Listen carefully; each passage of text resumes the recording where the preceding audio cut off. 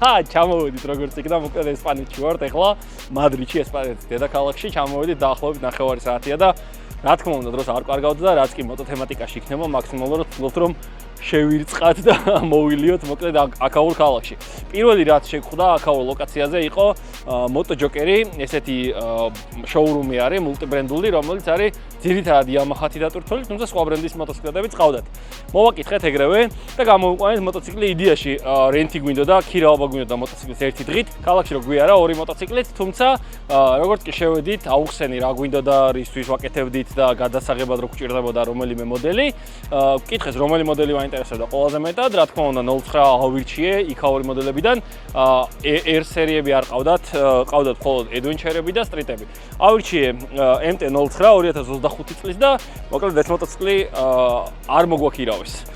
გითხეს რომ სამწუხაროდ ვერ მოგვაქირავებთო, რახანო არ ხართო აქაურებიო. ხო და არ გიცნობთო და ასე შემდეგო. ხო და გამოვიდა რომ ეს ყველაფერი გვეხუმრა და პირდაპირ გასაღები მომცა და შეგიძლია წაიყვანო უბრალოდ გთხოვნითო მოტოციკლსა და შოურუმიდან გამოგვატანეს 2025 წლის Yamaha MT-09 ავტომატიკათან რაც თავარი არის, ამან ცოტა მოგვიანებით გადავალ. მოკლედ, სასწაული ხალხი არის, ძალიან საყვარლები არიან. გამოვიყვანეს საწყობიდან, გაგვირეცხეს, გაგვიპრიალებს, საწვავი გადაგვისეს, მოგვიტანეს, იქ გაასუფთავეს მთელი საპარკინგე ზონა რომ გადაგვიღო მოკლედ ყველაფერი და ძალიან გადაყვნენ თან ვინც კი მოხვალთ მადრიდში შეგიძლიათ ესტუმროთ აქაურობას ძალიან დიდი რესპექტი ჩემგან ამ ლოკაციას ვისაც ან ტეზდრაივი და გაინტერესებთ ან რენტი და გაინტერესებთ შეგიძლიათ მოხვიდეთ უამრავი სხვადასხვა მოდელი ყავთ და ძალიან ისიამოვნებთ მათი სერვისითაც და რა თქმა უნდა შემოთავაზებული მოდელებითაც. მოკლედ რაც შეეხება ახლა ამ კონკრეტულ მოტოციკლს ეს არის Yamaha MT-09 YAMT მოდელია. ეხლა რას ნიშნავს ეს Yamaha Automatic Manual Transmission. ანუ ეს მოტოციკლი არის როგორც მექანიკური, ისევე ავტომატური გადაცემათა კოლოფით. 2025 წლიდან დაიწყეს უკვე Yamaha-შიც მსგავსი აქციელები და შემოგთავაზეს სხვადასხვა მოდელები უკვე არის adventure-ების, enduro-ების და street-ების, რომლებზეც დააყენეს უკვე ეს YAMT გადაცემათა კოლოფი, რომელთაც შეგვიძლია ქალაქში ბევრად კომფორტულად იმგზავროთ, როგორც გვპირდებიან, ვიდრე ჩვეულებრივი მექანიკის შემთხვევაში. ნუ რა თქმა უნდა, ეს ყველაფერი ძალიან ინდივიდუალური არის და ზოგი ადამიანისთვის პირიქით პრიორიტეტი უფრო მექანიკური გადაცემათა კოლოფი არის. მაგალითად, ჩემთვის. ეხლა შეგვიძლია უკვე დავждეთ მოტოციკლზე და დავიპყროთ მადრიდის ქუჩები. ვიზუალურად ძალიან მომწონს. ცოტა უფრო მკვეთრი ფერები რო იყოს, იდეაში უფრო ლამაზი იქნებოდა ჩემი აზრით, თუმცა ეს Yamaha სტანდარტული ფერები არის და ამ ფერებში გვთავაზობ სხვადასხვა მოდელებს. ხო, მოკლედ სანამ წავალთ ტესტ-დრაივზე, მანამდე 1-2 სიტყვით გეტყვით მონაცემებს ამ მოტოციკლის. ყველა შეგიძლიათ დაგუგლა და ამიტომ ბევრს არ ვისაუბრებ მონაცემებზე და ციფრებზე. წინა მოდელის მსგავსად ამ მოტოციკლებსაც 890 კუბური სანტიმეტრი აქვს, 3 ცილინდრი, 119 ცხენის ძალა აქვს და 93 ნიუტონ-მეტრი. მოტოციკლი არის ფაქტობრივად 200 კილო, 196 კილო არის მშრალი წონა მისი, თუმცა პლუსი აქვს ძალიან დიდი ის, რომ სიმძიმის ცენტრი იმდენად იდეალურად არის გადანაწილებული, რომ ხელით გორაობისასაც კი არათუ თუ ქალაქში მოძრაობისას, არამედ უბრალოდ ხელით გორაობისასაც კი ძალიან იდეალური არის და უმარტივესად დაგორავს მოტოციკლი და საერთოდ ვერ გზნობ იმას, რომ 200 კილო ტვირთი არის ახლა შენს ხელებში. ძალიან კარგად იმუშავეს ამ მოტოციკლზე. ზოგადად MT-09 ყველამ ვინც ცოტა მაინც შეხედული არის, იცის რომ არის ძალიან ხულიგანი ბიჭია, ესე ვთქვათ. სულ ცდილობს რომ რაიმე პროვოკაციაზე წამოგაგოს და დაგაშავებინოს მოკლედ ქალაქში თუ ქალაქგარეთ მოძრაობისას რაიმე და ნახოთ ახლა ესეც იგივე გამოუვიდათ თუ რაიმე შეცვალეს და უკვე ძველ მამას და ბაბუას აღარ გავს. ნახოთ დავათვალიეროთ, გავტესტოთ რაც შეგვიძლია მაქსიმალურად და შეგვიძლია იდეაში პრინციპში უკვე დავჯდეთ და წავიდეთ ქალაქისკენ. Wow! მოკლედ. მოდით. მოკლედ მადრიდში ვართ.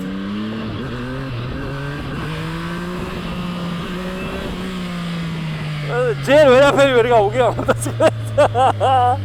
არა გავუგებ, დედას უტირებ. მოკლედ.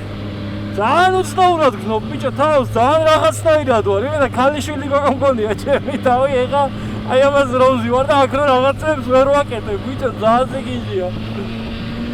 ძალიან არ მომწონს. ძალიან უცხოა. ნუ ალბათ მე რავი თაობა შეეჩვევა და შეიძლება ჩვენი შემდეგი თაობა უკვე ძალიან ნორმალურად მიიღებს ამ მოდელებს და უკვე ავტომატიკაზე გადაეწყობიან, მაგრამ ჩვენთვის რაღაცა ცოტა მამაკაცურობის დამდაბლება არის. აი აკრო რაღაცა არა გაქვს, აი და აი რა ვერიქს და მამა. აი ხაი და ვეჭალიჭებია პილოში ჩავაგდო და არ ვარდება. საშინელება, ბიჭო. კაი, პირველი მოდი რაზეც ვიტყვი არის ის, რომ მადრიდში ვარ, მეგობრებო, მადრიდში ესპანეთის დედაქალაქში და აი ხაი პირველში მაგ გავჩერდი და არ ჩაკვრა მოტოციკლეტი სიკიჟია. 15 წუთია ვკატაობ და ვერ მივხვდი რა სადა აქ და სადა რა, კაი. აუ ძალიან სიკიჟია. იმენ აი აქ ვიჭალიჭი გავჩერდა, აიცა, აბა. მოკეთ, აი როგორ იქნება მაგიცი? სხვა ვერაფერს ვერ ვიტყვი რა.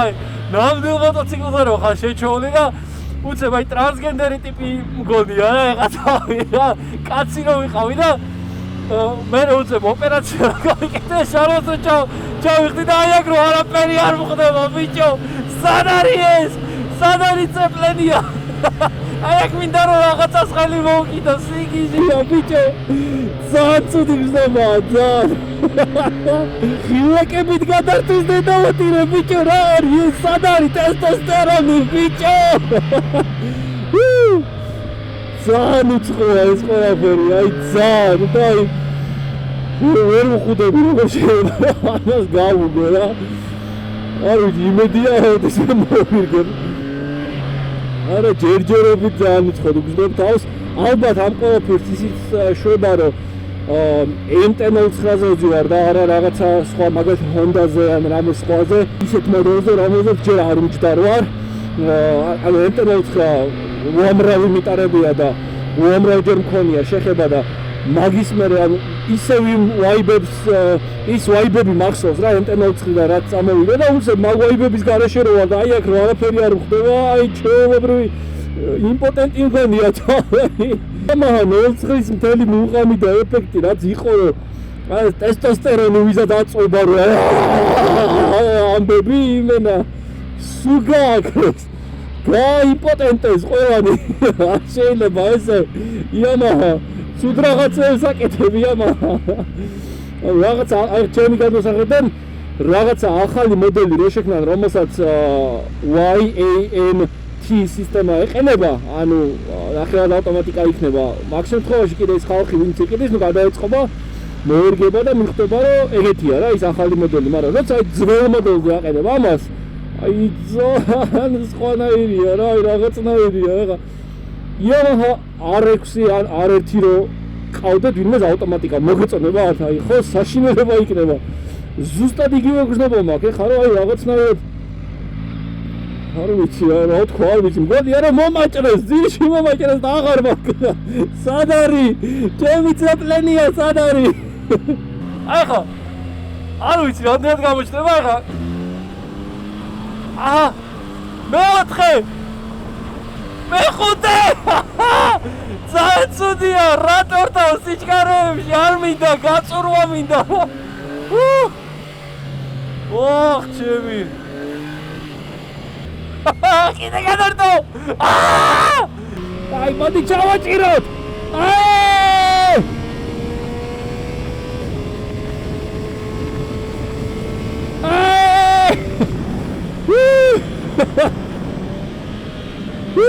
ძალიან ცუდია აი საშინელებაა მეგობრებო არავინ არ იყიდოთ ავტომატიკა Yamaha-ს დედავატირე ბიჭო 0-ს უბრალოდ რაიზ ავტომატიკა 0-ს ბიჭო არ გამაგიჟოთ წეპლენია მინდა წეპლენია ჩემი წეპლენია ებე ვინერვიულე მოკლედ ამ მოტოციკლს უყოვე 3 დადებითი მხარე მხოლოდ ჯერჯერობით რავი ერთ ნახევარი საათი არის რაც დავკატავთ და ჯერ მეტი ვერაფერი ვიყოვე დადებით პირველი არის ეს უგასაღებო სისტემა რომელიც უკვე ბოლო მოდელებში დაინერგა და ჯიბეში მიდევს გასაღები და შემიძლია ჩვეულებრივად დავიზრდა და პირდაპირ გასაღების ძებნის და ჩარჭომების გარეშე და თითაობების გარეშე დავქოქნი მოტოციკლი და წავიდე მეორე დადებითი მხარე არის ის რომ სულ ახალია 2025 წლის არის და მესამე დადებითი მხარე არის ის რომ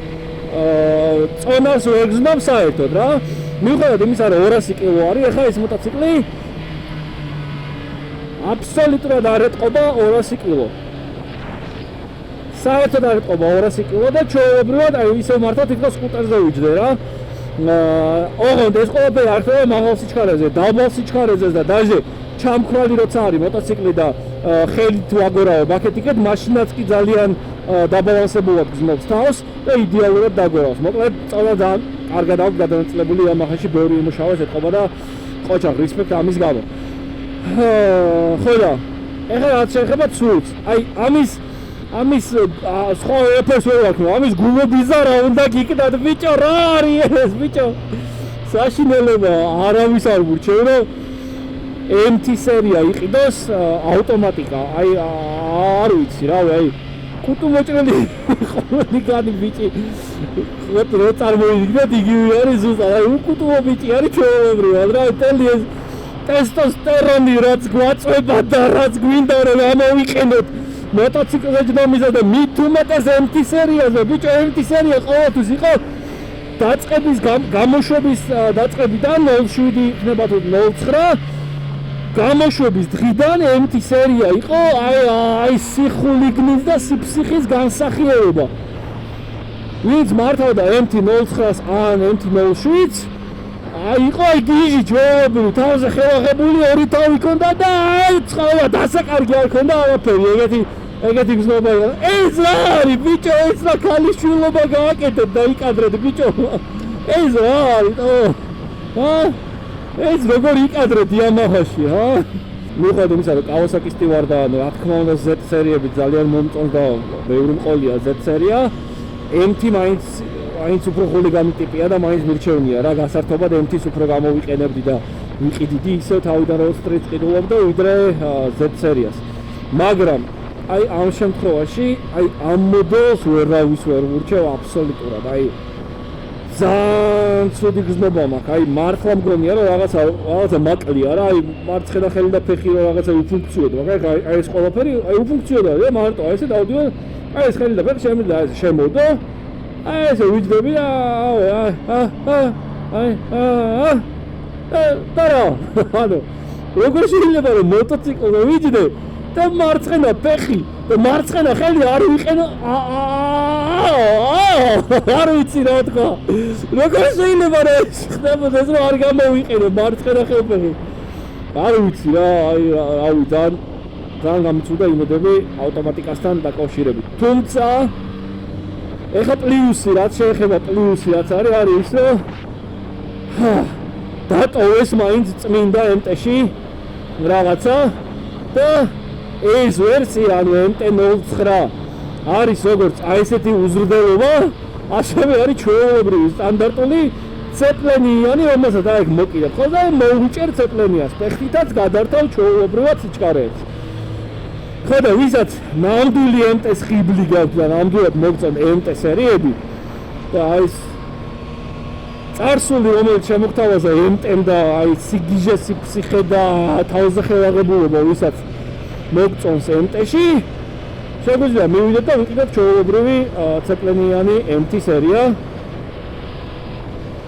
ხო და მათთვის ვისთვისაც ძალიან რაღაცა fashion არის რა მოტოციკლი და ეს MT-ც იმიტომ გვინდა რომ რაღაცნაირად ძალიან ტრაქში პერო საზოგადოება ვიყოთ.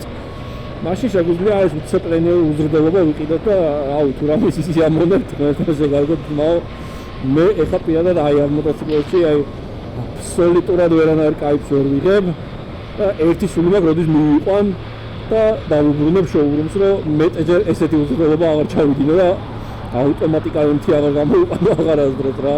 აი არ ვიცი რა ვთქვა რა. Adventure-ის შემთხვევაში კი ალბათ გამისწორდება და ეხლა მაგალითად BMW ახალი GS 1300 რაც გააკეთა არის ისიც ზუსტად ანალოგიური არის, ავტომატიკა არის ისიც, თუმცა Adventure არ არის რა, ეს Adventure-ის შემთხვევაში რა თქმა უნდა შეიძლება რომ ბევრად მოგვეწონოს, ბევრად გაგვიკომფორტულდეს და ასე შემდეგ, თუმცა MT სერია არის აი რაღაცა აი ხანდახან ვერ ვიტყვი რა, აი ყვერები ჭირდება რა, MT რომ მარტო უნდა გქონდეს ყვერები რა. აქ ამ შემთხვევაში აი რავი რა, აი ფული ქონდეს თავარია რომ იყიდო MT და შო მორჩა მეტი არაფერი მოთხოვნილება არა აქვს და აი და მეწინა ამ მოტოციკლში და არ მომეწოდა ეგ. ხო, მანევს რაც შეეხება მანევრი აბსოლუტურად სტანდარტული, რაც ქონდა MT-ს ისევ ისეთი აქვს და მომწონს. მანევრში ნამდვილად აი ეხა ვეჩალიჩები და გადავყარო სიჩქარეები და ვერ უყრი. მოკლედ მანევრში იდეალურია ნამდვილად არ დაუკარგავთ თავიანთი ხასიათი. თუმცა დაკარგეს ის ხასიათი, ის ნამდვილი და რეალური ხასიათი, ისთვისაც გვიყვარდა MT. მოტო მოყვარულებს. მოკლედ დავასრულეთ ჩვენი დღევანდელი ტესტ-დრაივი Yamaha MT-03-ის, ხო და ძალიან გამიცრულა მოკლედ იმედები რა, ძალიან არ ველოდებოდი. ზოგადად სკეპტიკურად ვიყავი ისედაც ავტომატიკის მიმართ განწყობილი და მგონია რომ ნამდვილ მოტოციკლს აი აქ ჭირდება რაღაცეები რომ აკეთო და ეთითაო მარტივად რომ ვთქვა, მაგრამ აი ამან ძალიან გამიცრულა იმედები რა. როგორც წეგან თქვი ტესტ-დრაივის დროს, ვისაც გააქვთ რაღაცა იმის სურვილი რომ აი ძალიან ფეშენი იყოთ და აი რაღაცა ზედმეტი თავშეწუხებულობა აირიდოთ თავიდან. მათთვის რავი შეგიძლიათ შეიძინოთ ეს მოდელი და ალბათ მოგეწონებათ რა. ჩემს შემთხვევაში ძალიან არ მომწონს და არანაირად არ მაქვს სურვილი ან მე მყავდეს ან ვინმე ჩემიანს ურჩიო ეს მოტოციკლი რომ შეიძინოს. ნუ დეტალებს რაც შეეხება კომფორტის თვალსაზრისით აი ქალაქში ხო ალბათ ვის აი ძალიან ინდივიდუალურია რა. ეხლა ჩემნაირი ტიპისთვის ძალიან კომფორტული იყო ამის მოძრაობა. ვიღაცა ტიპისთვის რომელიც ცოტა უფრო ნაკლებ შემხებლობაში არის მოტო თემატიკასთან და ზოგადად ეს რაღაცა ჭირდება იმისთვის რომ რაღაცა არ ვიცი რანაირად დაიკაიფოს, მაგრამ აი რაღაცნაირად რომ იკაიფოს, მათთვის შეიძლება მოსაწონი იყოს. მე არ მომეწონა, მოკლედ პირდაპირ ვამბობ. ეხლა რაც შეეხება აქ დეტალებს რა ხდება და როგორ ხდება რა. ამ შემთხვევაში გვაქვს სემი-ავტომატი, ანუ ნახევრად ავტომატური, ნახევრად მექანიკური გადაცემა და კოლოფი. ოღონდ რეალურად მართლა ანუ არაფერი არ არის მექანიკური აქ. აი ხა ესე ვქნათ. დაქოქვას რაც შეეხება, მოდი დავიწყოთ დაქოქვის. დაქოქვით გვაქვს როგორც სკუტერის შემთხვევაში მუხრუჭს უჭერთ და შემდეგ ვაწევით. დაქოქვის გვალს და იქოქება. ეხლა რა ხდება აქ? ამ შემთხვევაში გვაქვს მენუალზე დაყენებული და ამიტომ აი აქ არის ღილაკი. ეს არის სიჩქარეში ჩაგდება ზევით, ეს არის აქ არის დაბლა ჩაგდება. ანუ აი ამ შემთხვევაში ნოშკა უნდა იყოს შეწეული, მეცა? ამ შემთხვევაში ვაწვევით და ჩავარდა სიჩქარეში. თუმცა დგას მოტოციკლი. მეცა თუ ჩაქრება? ხო, ჩაქრება. სიჩქარეში როცა არის, ქრება, ეს მაინც დაუტოვო, ეს წმინდა რა. კაი, მოდი ეგ ამოვაგდოთ ისევ სიჩქარიდან. ხო, მოკლედ გვაქვს სიჩქარეში ჩაგდება ზევით. გვაქვს დაბლა ჩაგდება სიჩქარეში. ამ შემთხვევაში ნუ პლუს მინუსი გვაქვს რა. ასევე გვაქვს მოუდები, რომელიც შეგიძლიათ ცვალო, rain mode გვაქვს, street mode გვაქვს და custom mode გვაქვს. და ასევე გვაქვს D პლუსი ანუ ამ შემთხვევაში გვაქვს სრულად ავტომატური გადაცემათა კოლოფი და ამ შემთხვევაში გვაქვს მექანიკური გადაცემათა კოლოფი. D-ის შემთხვევაში, ანუ ავტომატიკის შემთხვევაში უბრალოდ გასვაზლებთ და ავტომატურად წყლის სიჩქარეებს და ჩვენ უბრალოდ მივდივართ როგორც სკუტერი და უგზნობთ უბრალოდ აი ამ წარწყმებს, როცა სიჩქარეებში ირთვება. სხვა არაფერი აბსოლუტურად. მოხოვის მაჩვენებლები გვაქვს სიგნალი სტანდარტულ შემთხვევაში, სტანდარტულ ადგილას, ასევე ავარიული ღილაკი გვაქვს და ნუ მოუდების ცვლელი გვაქვს პულტი აქ. ხო. ეს ყველაფერი აქ არის, მოუდები შეგვიძლია ვცვალოთ და ნუ ხო, მოკლედ ეს არის სრულად ამ მოტოციკლის განხილვა და მეტად დიდად რო გითხრათ სურვილი მაქვს მეთქი კიდე ახლა წავიდე და გვაქვს შესაძლებლობა რეალურად რო წავიდე და მთელი დღე მყავდეს და ვიკატავ ამ მოტოციკლით, მაგრამ აი მართლა არანაირი სურვილი არ მაქვს, იმდენად დამიკარგა ამ ავტომატიკამ მოტოციკლის კატაობის აი სურვილი აღქმა რა ზოგადად, ანუ არ მეკატავებინება ახლა აი ამ მოტოციკლით არ მეკატავებინება, ერთი სული მაქვს ჩემ ბაიგზე, როდის გადავშდები და ვიკატავებ მადრიდის ქუჩებში. ამ მოტოციკლის ყველაზე დიდი მთავარი პლუსი არის ის, რომ ვიმყოფებით MotoJoker-ში, სადაც მაქსიმალურად დაიხარჯდნენ იმისთვის, რომ კომფორტულად ყოფილიყავით და ტესტ-დრაივი ყოფილიყო მაქსიმალურად სასურველი და კომფორტული ჩვენთვის. ამაზე მეტი პლუსი ამ მოტოციკლს არ აქვს. ახლა შევიდეთ შიგნით ისევ MotoJoker-ში, შიგნითაც დაგათვალიერებინებთ, როგორი გარემო არის და თან ყავასაც მივირთვეთ.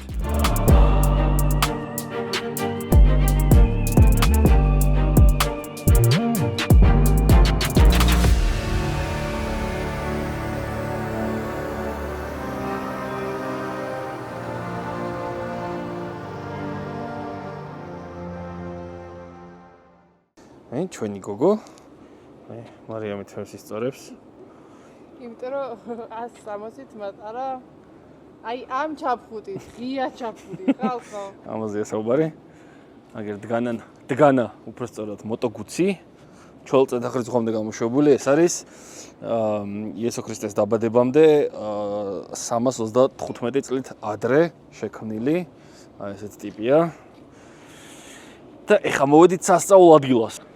აი, სიცხვილია, მარიო. აი, ბოდიშით. ვაუ! არ ყოფილა შესასვლელი ნამდვილად. ბულტაგო, ეს ნამდვილი ორიგინალი ბულტაგოებია. რა არის ამას просто შეხედე რა აქვს.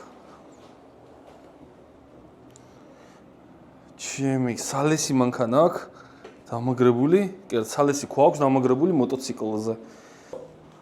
ოპა, შევედით. ესე წაიღო ჩემი ჩანთა. ავიღებთ ბილეთს და შევიდეთ ზევით და დავათვალიერო რომ ზევით რა ხდება. ვაუ!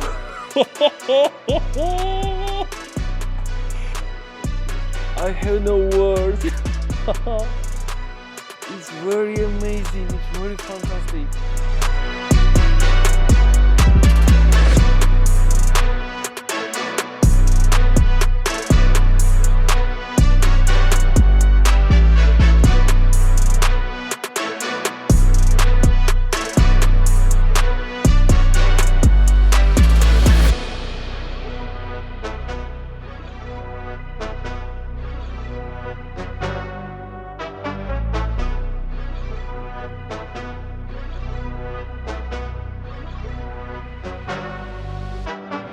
ანუ 50 ცალია მხოლოდ გამოშვებული ომამდე რაც შექმნეს რა მსოფლიოში და ერთ-ერთი არის წარმოდგენილი აქ. ეს არის ხუნდი რა, რითიც აჩერებს, როცა დიდი სიჩქარით მიდის და დამოხვიჭება სურს. ანუ აი ხე არის და ამ ხეს როცა ძალიან გაცვლებოდა, მე გამოცვლიდნენ ხოლმე და ჩვეულებრივ ისე ახალი ხუნდი აქვს მოკლედ რა. ანუ ამ წლოვანებებში 1950 წლამდე რასაც აკეთებდნენ მოკლედ მოტოციკლებს, ეხლა ამ კაცმა როგორც აგვიხსნა, წინა მოხრუჭები არ აქვს აბსოლუტურად არც ერთ მოდელს, იმიტომ რომ მაშინ ფიქრობდნენ რომ ეს იყო ძალიან არაუსაფრთხო მოკლედ რა და მხოლოდ უკანა მოხრუჭების იმედად დადიოდნენ ეს 1950 წლამდე ხალხი ვინც დადიოდა მოტოციკლით და ასევე წინა ამორტიზატორებიც ჰქონდათ ძალიან პრიმიტიული რა აბსოლუტურად არაფერი, აი ჯოხია უბრალოდ რკინის და მეტი არაფერი და ამის ხარჯზე დადიოდნენ ტიპები 50 წლამდე და 50 წლიდან დაიწყეს უკვე მერე რეალურად ადაპტაცია რეალობაში რა და მიხვდნენ რომ წინა მოხრუჭიც საჭირო არის, წინა ამორტიზატორებიც საჭირო არის და ზოგადად მოტოციკლის სხვა რამე შეიძლება იყოს რა და მოკლედ ეხლა ნელ-ნელა მივდივართ გავუყვებით მაგ წლოვანებას. 60-იან წლებში ეს მოტოციკლი იყო ძალიან პოპულარული, იმიტომ რომ მღვდლები დადიოდნენ ამ მოტოციკლით და აი ესეთი ფორმა მაგიტო აქვს, რომ როცა კაბით გადმოდიოდნენ ხოლმე, მაშინ რომ ანუ ეს მომენტი როცა იყო, რომ არ გაჭედილიყვნენ მოკლედ მოტოციკლში რა. აი ეს ფორმა მაგიტო აქვს, რომ ნუ ეს კაბა რაც აცვიათ მღვდლებს, კომფორტულად გადმოსულიყვნენ მოკლედ მაგით.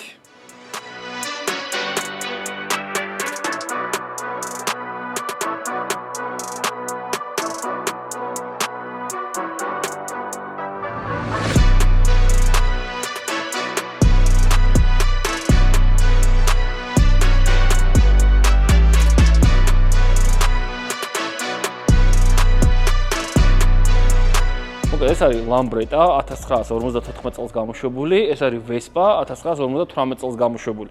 ორივე არის 125 კუბიანი სკუტერები, რომლებსაც აქვთ ესე დამაგრებული გვერდზე აი ეს საიდკარი, როგორ არის ქართულად, ანუ გვერდ დამატებითი სავარძელი აქვს დამატებული იმისთვის, რომ მოკლედ როგორც ახლა ამ კაცმა აგვიხსნა, ოჯახებით ემგზავრათ ხოლმე. პრაქტიკულიც იყო, ეკონომიურიც იყო და შესაბამისად ამ სკუტერებს ყიდულობდნენ ოჯახები იმისთვის, რომ ემოგზავრათ სხვადასხვა ლოკაციებში ან თუნდაც ქალაქში გამოიყენებინათ და არც მაშინდელი პოლიცია არ აჯარიმებდა, არც არაფერი მსგავსი არ ხდებოდა. ეხლა როგორც ამ კაცმა გითხრა, 7 კაციც კი ან ფოტოები გვაქვს, როცა მთელი ოჯახებიო რა, 7 ან ბავშვები, დედა, მამა, ყველანი ერთად 7 კაციც კი მიჯდა რა, მოკლედ ამ სკუტერებში რა და ესე მგზავრობდნენ ხოლმე და რავი, ძალიან ესეთია რა, რაღაცნაირი ემოციური ამ ყველაფრის თანამონაწილეობა. აქ არის ერთ-ერთი Yankee ეგეთი მოდელი არის, რომელიც არის სულ ახალი. მოკლედ ამ მუზეუმში არის როგორც მეორადი მოტოციკლები, რომლებიც დაარესტავრირეს, ასევე არის რამდენიმე მოდელი სულ ახალი, ოღონდ არა წლევანდელი წლის 73 წელს არის ეს იანკი გამოშვებული მაგალითად და არის აბსოლუტურად უხმარი, სულ ახალი ქარხნული, საერთოდ არ დაქუქილა არასოდეს ეს მოტოციკლი და აბსოლუტურად ქარხნულ მდგომარეობაში არის ყველაფერი.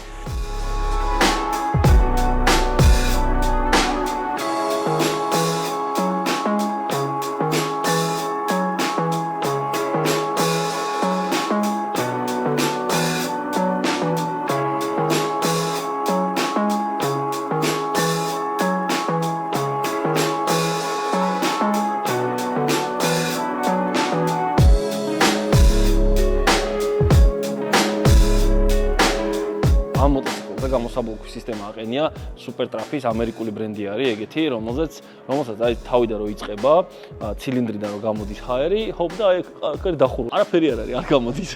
და აი აქედან გამოდის ჰაერი, მოკლედ როცა დიდ აბაროტზე ამუშავებ, დიდ ძრავის დიდ ბრუნზე მუშაობთ, აი აქედან გამოდის ჰაერი, მოკლედ ხოლო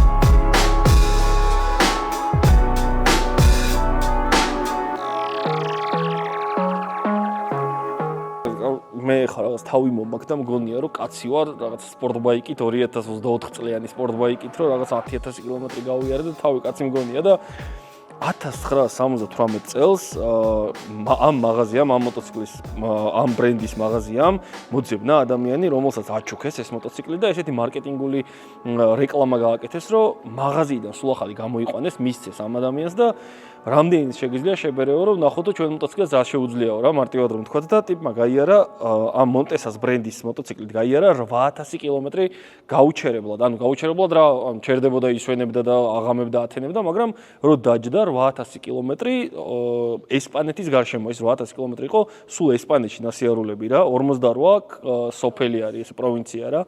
გაიარა და მე დაბრუნდა ისევ თავის ქალაქში, ბარსელონადან დაიწყო ეს როგორც მახსოვს, როგორც მითხრა რა. შოკია 1978 წელს. ხო, იდეაში აი ზუსტად ახლა მე რასაც ვაკეთებ, იდეაში ეგ თემა არის რა, რეალურად ახლა ჩემგან ცოტა ძალიან ისე ჟღერს რა, მაგრამ ახლა წარმოვიდგინე ერთი 50 წლის მერე ჩემი მოტოციკლი რომ მოხდეს მსგავს მუზეუმში, ესე საქართველოს დროშის ფერებში და ისტორია ქონდეს ეგ რომ ამ მოტოციკლმა დაფარა რაღაცა 15000 კილომეტრი თუ რა როცა დაუბრუნდები რამდენი იქნება არ ვიცი გავლილი რა, მაგრამ ნუ რეალურად ეგ არის რა, ისტორია იწერება მაგითი და აი ამ კაცმა გააკეთა ეგ რასაც ახლა მე ვაკეთებ რეალურად რა.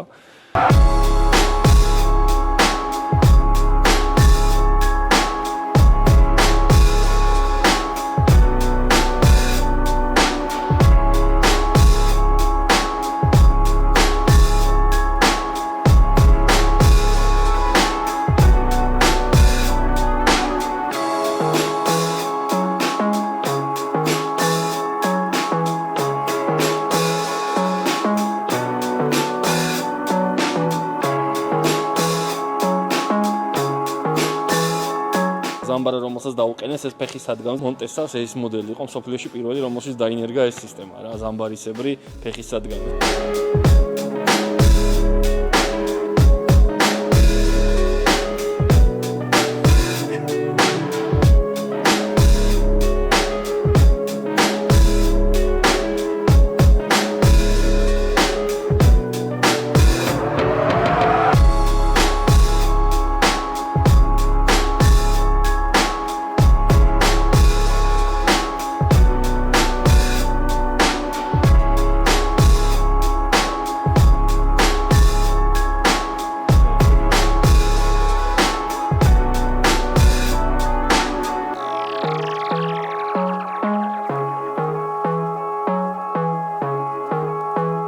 ტიპი არის აი ეს.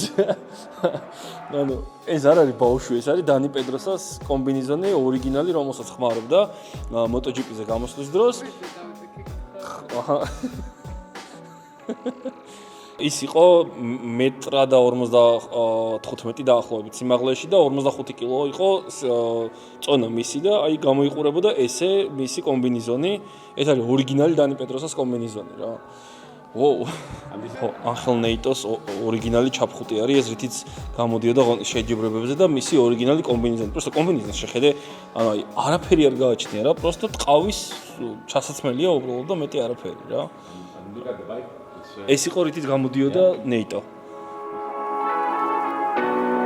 ანუ აი აკაურობის დამფუძნებლები არიან ძმები, როგორც აგვიხსნა ამ კაცმა გიდმა ჩვენმა და აი ამას შეახედა უბრალოდ აი შეიძლება აი ამ მდგომარეობაში იპოვონ მოტოციკლი, მათთვის პროსტა რამხელა ენთუზიასტები არიან, წარმოიდგინეთ რომ აი ამ მდგომარეობაშიც კი რო იყოს მოტოციკლი, იპოვიან, მოძებნიან, შეიძენენ და არესტავრირებენ და გამოდის უკვე აი ამ მდგომარეობაში. ანუ აქედან რაც ახლა აქ აყენია, რაც ახლა თქვენ დაათვალიერეთ რა, ძალიან ბევრი იყო მსგავს მდგომარეობაში წარმოიდგინეთ და აი ტიპებმა არ ვიცი რა ფერფლისგან აღადგინეს და ეხლა დღეს აი ამ მდგომარეობაში არის მოკლედ ეს მოტოციკლები არ ვიცი რა შოქში ვარ წარმოუდგენელი არის როგორ შეიძლება რომ წარმოიდგინე რომ ეს შეიძლება და ყოფილიყო ის აი უბრალოდ ვერ ხვდები რა აი წარმოუდგენას კი მიჭირს უბრალოდ რა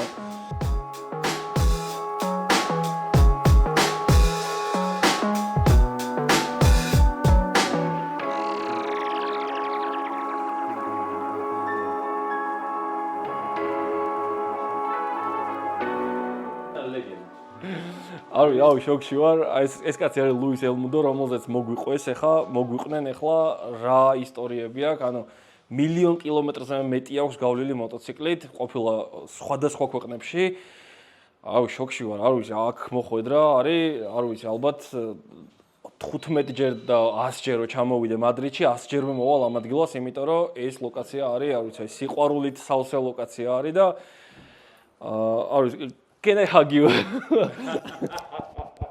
Thank you so much for everything because thanks so much. I don't know. ესპანეთი არის საოცარი ქვეყანა რა. ესპანეთი არის რეალურად ის ქვეყანა, სადაც ვიცხოვრებდი რა, იმიტომ რომ ხალხს, აი ყველაფერს თავიდან ანება ხალხი არის ისეთი საყვარელი, რომ ვერ აგიხსნით. ცუდი ესპანელი ჯერ არ შემოხვედრია რა, მარტივად რომ ვთქვა რა.